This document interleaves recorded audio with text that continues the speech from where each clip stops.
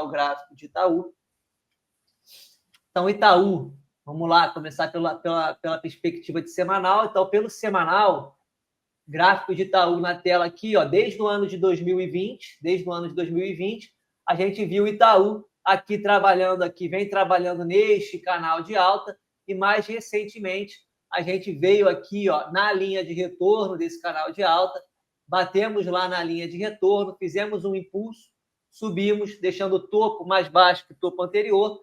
Quando perdemos esse fundo, fizemos aqui uma aceleração para baixo, chegamos aqui numa região de fundos anteriores, se não me engano, eu tinha um estudo aqui desse pivô de baixa, também era terceiro alvo do pivô, deixa eu confirmar isso, exatamente. Então, a gente tinha aqui, ó, um topo, um fundo, um topo mais baixo que o topo anterior, perdemos esse fundo, aceleramos até o terceiro alvo do pivô de baixa, confluência com fundos anteriores, e aqui agora a gente está vendo uma recuperação um pouco mais forte aí de Itaú. Quando eu coloco aqui no gráfico diário, a gente vê aqui, ó, a vinda nessa região aqui que tinha confluência de fundos anteriores e terceiro alvo do pivô de baixa lá do gráfico semanal.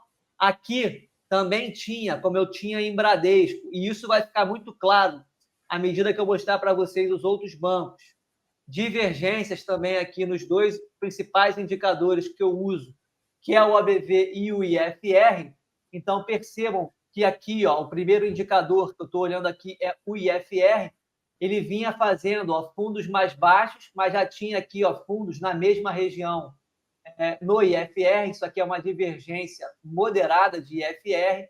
E aí depois, ó, o IFR também fez o pivô de alta aqui junto com o preço, confirmando aí esse movimento de Itaú. O OBV também vinha fazendo aqui, ó, fundos mais baixos no preço, fundos ligeiramente mais altos no OBV, e também deixou aqui, ó, um pivô de alta, confirmando também o mesmo movimento dos preços. Então, os indicadores de Itaú também já mostravam uma divergência, sinalizando que a gente poderia ver um repique maior do Itaú aqui nessa região.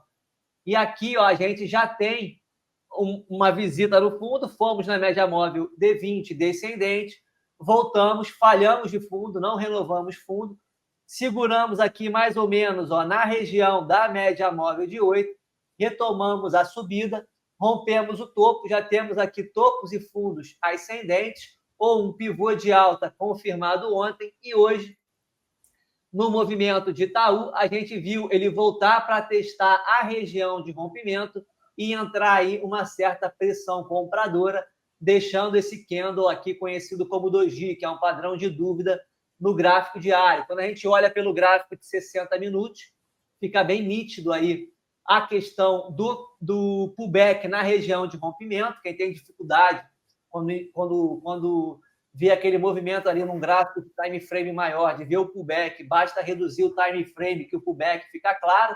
Então, a gente viu aqui, ó, um movimento de regressão, de retorno, de pullback na região aqui do rompimento, segurou no rompimento e aí também fez aí a nova saída, o indicativo de nova saída, de uma nova pernadinha de alta para Itaú.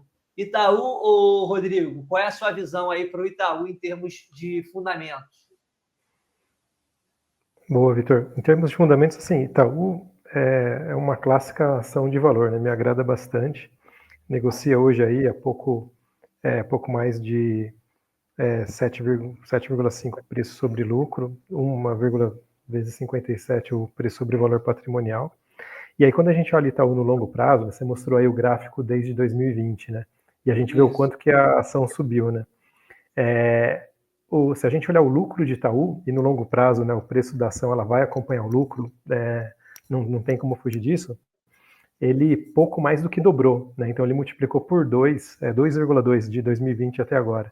Ou seja, ele conseguiu aumentar o lucro aí a uma taxa aproximada aí de 18% ao ano, né? Então mostra aí a capacidade da empresa de gerar retorno, de passar por situações e por períodos mais turbulentos e continuar dando bons lucros, né? Ao passo que se a gente pega, por exemplo, o Bradesco no mesmo período, de 2020 a 2024, ele reduziu seus lucros em 12%. Né? Então, esse ano aqui ele lucra 12% a menos do que ele lucrava lá em 2024.